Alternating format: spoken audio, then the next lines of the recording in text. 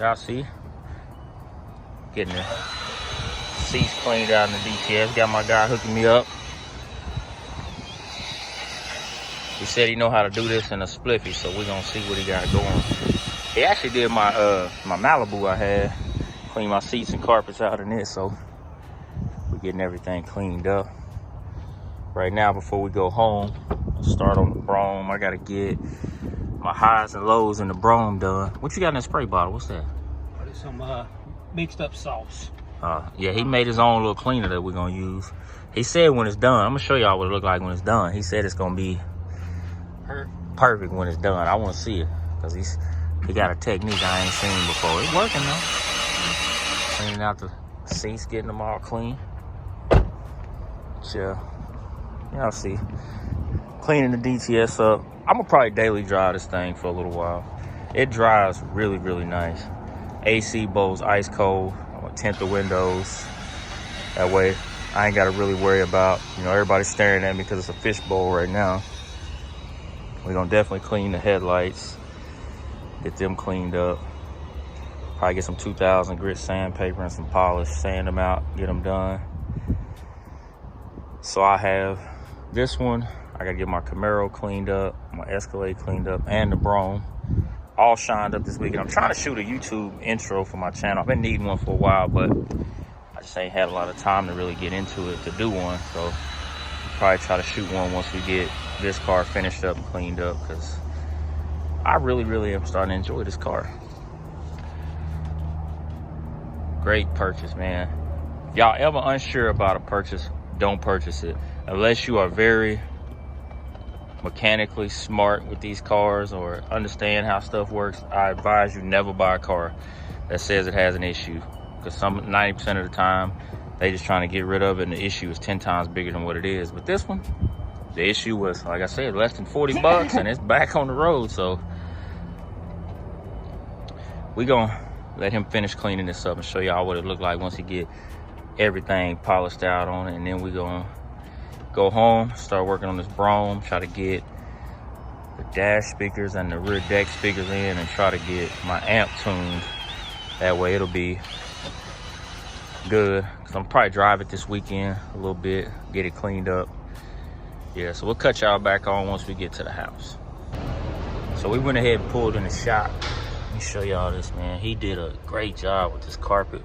He had to get back to work, we on the clock, so a lot of these stains, he gave me the spray, and he's like, "Sean, we're gonna go over it later," trying to get more of those stains out. But he got the doors all cleaned out. He was able to get a ton of the dirt out of this door. It's still wet, but I'm gonna try to hit it again once we get some more spray. This side kind of stained pretty heavy, but he was saying what we can do once we vacuum it out is we're gonna hit it with that, a lot of that spray that he got, and let it really, really come out, and then we'll use an extractor to get it out.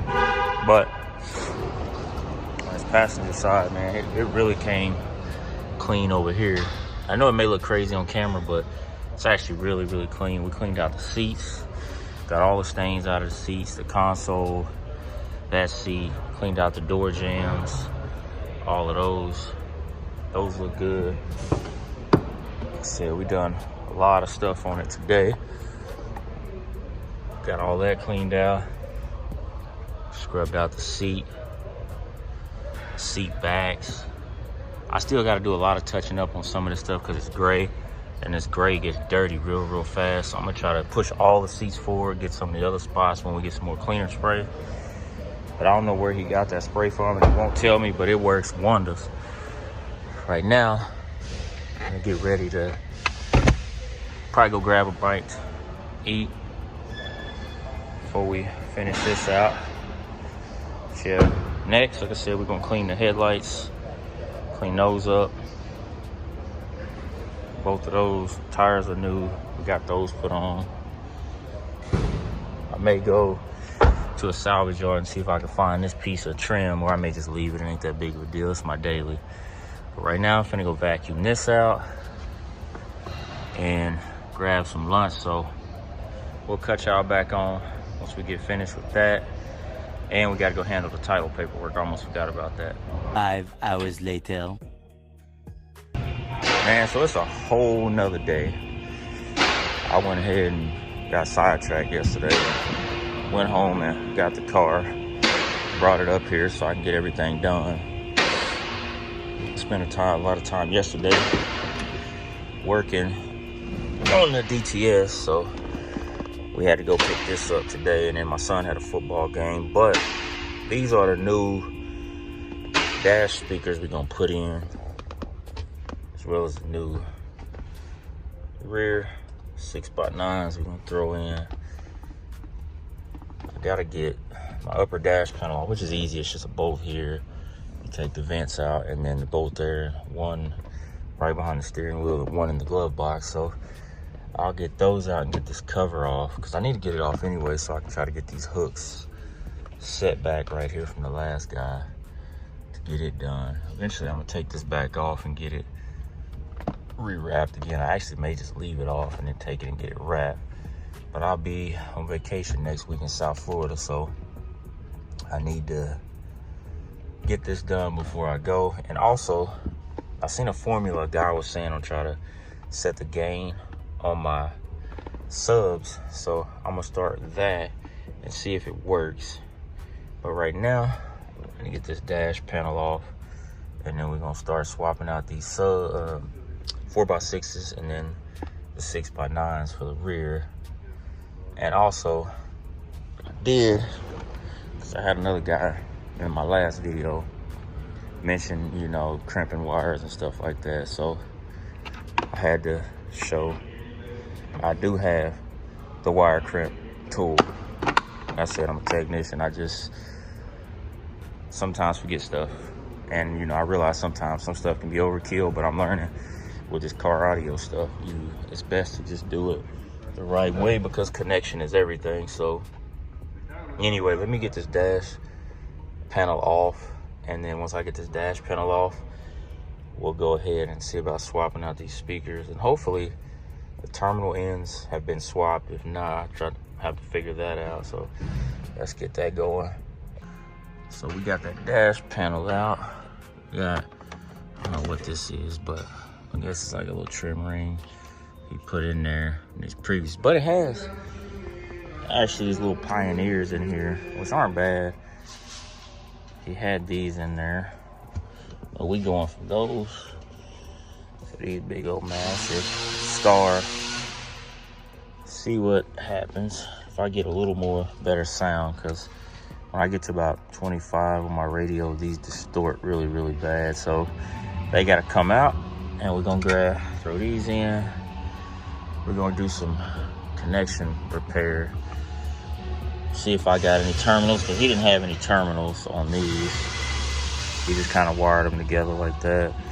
Just braided them up, which isn't bad. I've done that my whole life, but he didn't get a good connection. So I'm gonna see if I got any of the connection ends, which I think I do. So I'm gonna go look at my parts department. If I do, I'll add those in, and then I'll get all my wire connections right. So anyway, that's what we're about to do. Pop these back in, then we'll move on to the rear 6x9s, and then try to figure out how to set the gains on this amp. And I need all the feedback I can possibly get on that. So let me finish these, and I'm gonna finish installing the 6x9s actually. Then we're gonna try to set the gains on this amp and let y'all tell me if I'm doing it right or if I'm doing it wrong. I've seen all these videos and they say the exact same thing, so let's do that real fast. So we got these in, got the 4x6. I haven't bolted them down yet. I'm still trying to get them lined up and bolt them down. But we also got 6x9s in. I had to take the factory brackets out, just kind of bolt them in, because you're going from this little tiny Pioneer baby 6x9. The original bracket won't fit. So, you know, you see these big giant Scar 6x9s. We just kind of bolted them in with self-tappers. Get them up there. I may put like a little cover box over them to kind of keep the sound in. Got the wiring over here. I'm gonna rip all that tape off and solder and heat shrink those connections together right there. But right now, I need to get everything right. So I'm gonna let y'all know where my grounds are, so y'all can, you know, get in the comments and let me know if I'm need to re-ground. So I'm grounded over here to this frame section right here with my capacitor grounded down to the wheel well side. We cleaned all the paint off of both. Wonder if I can fold this back. So I grounded it there to the amp. I need to see if I should move that to down to the body side. Y'all let me know a good spot in here y'all think I should move it. But when I hook my voltmeter to it, it's showing a solid 14.2 when it's running. So I don't think the ground is the issue. And actually the crazy part is once I turn the amp down, and I started messing with it trying to set this gain the other day, but I didn't really want to mess with it, so I got my voltmeter, and the lights actually don't dim anymore when it's, I think I just had the amp turned way too high. So that's what I'm here for today. We got those in, and I gotta put the 12s back in. They're sitting on the floor. Hook those back in. But I got my voltmeter that we're gonna plug in once we get it in, and we're gonna play a good sound and try to get it to that. So it's 1200 at 1 ohm RMS. Even though the amp, they say is 2400, they say I should take, I think it was the square root or of 1200 or whatever it is. He showed me the formula, which I can't do it because I use my phone to record, and whatever that reading is, I should be getting on my voltmeter from the speaker outlet outputs to the sub. So that's, he said when those numbers are even, that's the highest gain I should go with my radio cranked up right before distortion happens. So right now I'm about to finish bolting these back in, get those bolted back down, put the cap back on it, and then I'm gonna start trying to set this gain on this amp. So let me cut y'all right back on in a minute. So we put the new 6x9s, got those in. We got the amp in, and like I said, y'all let me know if I need to re-ground it. But as far as like the lights dimming, they're not dimming anymore. I think what it was, like I said, I had my gain too high. So I don't know if this makes any sense. I'm not trying to buy an SMD, but y'all let me know if it makes any sense. So he said, I watched a couple videos, they say go to AC voltage, and you take your pinouts and you go in between your speaker outputs up here, and you find a tone, which I went to Kicker and found the tone, which I can't, I would show y'all, but I can't because I'm using my cell phone, and put it in there, and the AC voltage never changed. When the bass hit, it would never change. So what I want to do is like try to figure out why that's not changing. And I know I've got it, my voltmeter right. So on AC volts, I went in between and nothing happened. It just stayed the same, just kind of right there. It never changed. Anyway, y'all let me know what could be the problem, because like I said, I don't want to blow up my subs or anything like that, or get it right. And I'm not trying to pay somebody to tune this amp and get all that stuff done, because I just don't feel like it's really that crucial for me to go pay $400 or $500 at one of these shops, because they be scamming, for him to just hook an SMD up for 30 seconds and be done. Which they say, you know, you're not paying for, same thing in my line of work, you're paying for his knowledge. So that may be the case, but I don't know. But overall, the sound quality in here is so much better now with the with everything set. The sound quality is so much better. All I got to do now is figure out how to get my radio to stay flush in the bottom where it's even and it doesn't lift a little bit. But other than that, we got the stereo finished for the most part. I may end up having it tuned, I don't know, I just got to get it right. But I'm able now, the distortion goes out at about 33. That's when it starts to distort. It was distorting at like 26, 25 with those smaller old speakers in there. But anyway, we're gonna keep messing with it. I'm gonna go detail it. Well, not detail, we gotta wash it because my white walls are kind of dirty. So get it ready, get clean, get back to the house.